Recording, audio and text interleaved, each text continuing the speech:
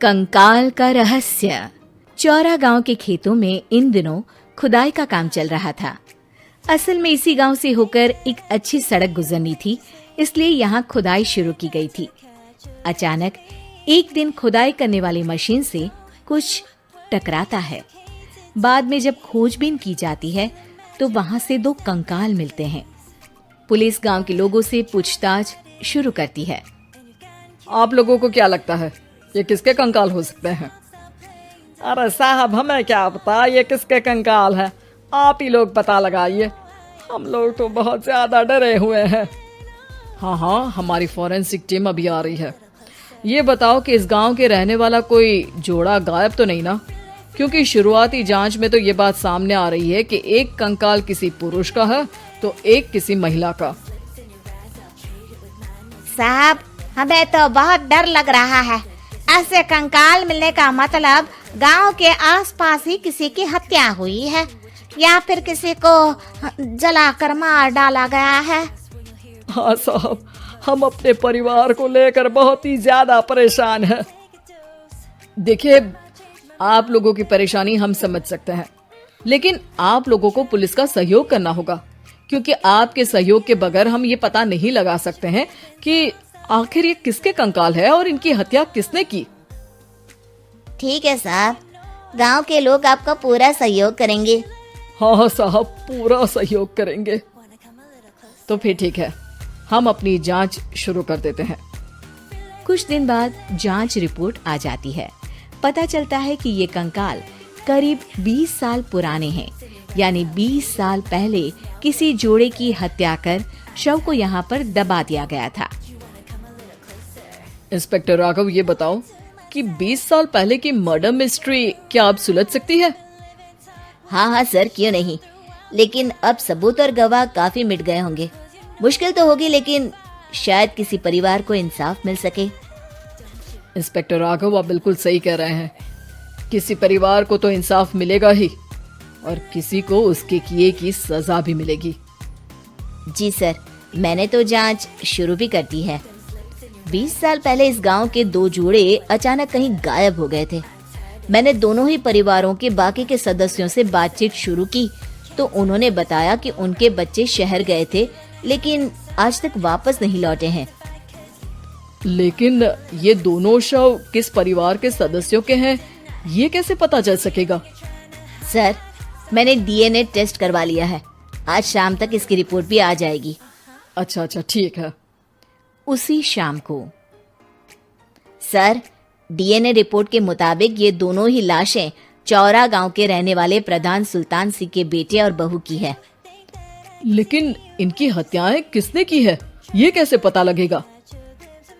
इसी का तो पता लगाने की कोशिश में जुटा हूँ सर। आज सुल्तान सिंह से मिलने भी जा रहा हूँ। मेरा बेटा और बहू तो मेरे लिए सिर्फ यादों में ही रह गए थे। हमें उनकी लाशें तक नहीं मिल सकी थी। आज 20 साल बाद उनके कंकाल मिले हैं। मैं अब किसके लिए जीऊं?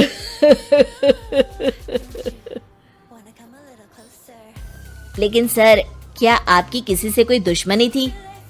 अपने बेटे बहू की हत्या के लिए आप किसे जिम्मेदार मान रहे हैं? अब मैं किसका नाम बोलूं? मेरी तो किसी से दुश्मनी नहीं थी, बस मेरे बेटे बहू को कोई वापस ला पाता।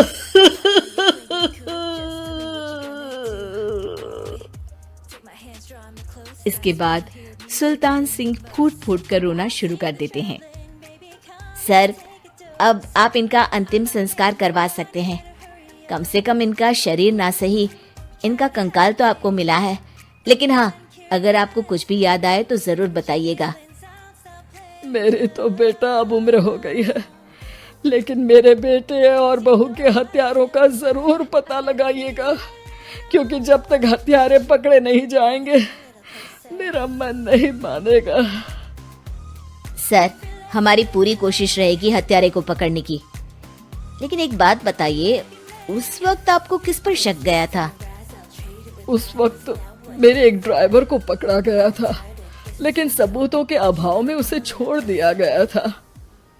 अच्छा, और ड्राइवर पर कैसे शक हुआ था? क्योंकि उस दिन ड्राइवर छुट्टी पर था। उस समय लेकिन लाश क्यों नहीं मिल सकी थी? उस वक्त पुलिस ने बहुत कोशिश की थी, लेकिन दोनों की डेड बॉडी नहीं मिल सकी थी।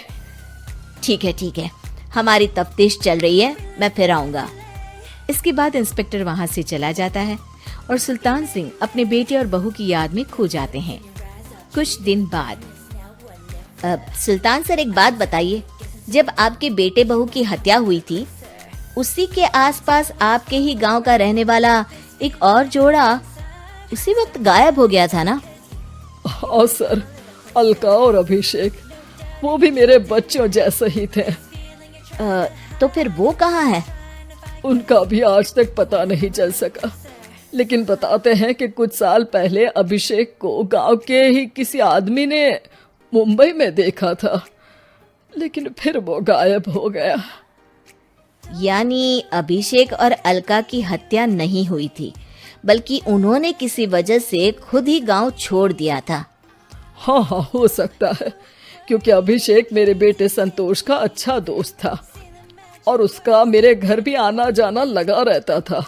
हो सकता है कि उसने मेरे बेटे और बहू के बारे में सुन लिया हो और ये गांव छोड़ दिया हो सकता है। उनके परिवार का कोई अब नहीं रहता क्या इस गांव में? अब तो कोई नहीं रहता। एक चाचा थे, लेकिन उन्होंने भी अपना पुश्तैनी मकान बेच दिया है। वो भी अब कहीं शहर में ही बस गए हैं। ओह, अभिषेक और अलका के बारे में भी पता लगाना होगा। हो सकता है कि वही इस हत्या के बारे में कुछ बता सके। हो तो सकता है, लेकिन वो बेचारे तो खुद ही वक्त के मारे थे, वो क्या बताएंगे। फिर भी सर, जब केस दोबारा खुला है तो जांच तो करनी ही पड़ेगी, और इस बार तो लाशें भी बरामद हुई है। कुछ दिन तक लगातार तफ्तीश चलती रही। एक दिन थाने से सुल्तान सिंह को फोन आता है। हाँ, कौन बोल रहा है? सर, मैं कांस्टेबल तुलाराम बोल रहा हूँ थाने से। आपको थाने आना पड़ेगा। थाने? लेकिन क्यों?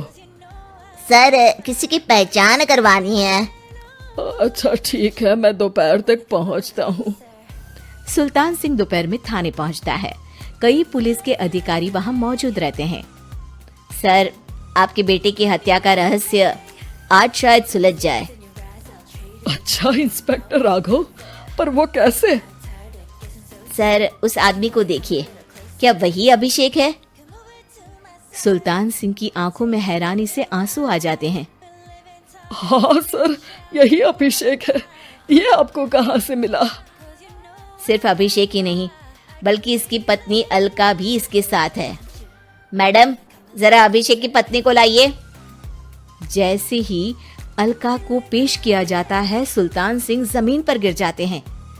सुल्तान सर, क्या हुआ आपको? आप अलका को देखकर गिर क्यों गए? सुल्तान सिंह सर पकड़कर बैठ जाते हैं। ये अलका नहीं, बल्कि ये तो मेरी बहू रितु है। पूरा थाना एक दूसरे का मुंह देखने लगता है। क्या? इसके बाद हर किसी को दो कंकाल और हत्या का रहस्य समझ में आ गया। अभिषेक और रितु ने मिलकर संतोष और अलका की हत्या की थी और लाश को जमीन के नीचे दबा दिया था। आज 20 साल बाद इस हत्या का रहस्य खुल सका था कि अवैध प्रेम संबंध में दो मासूमों की जान गई थी।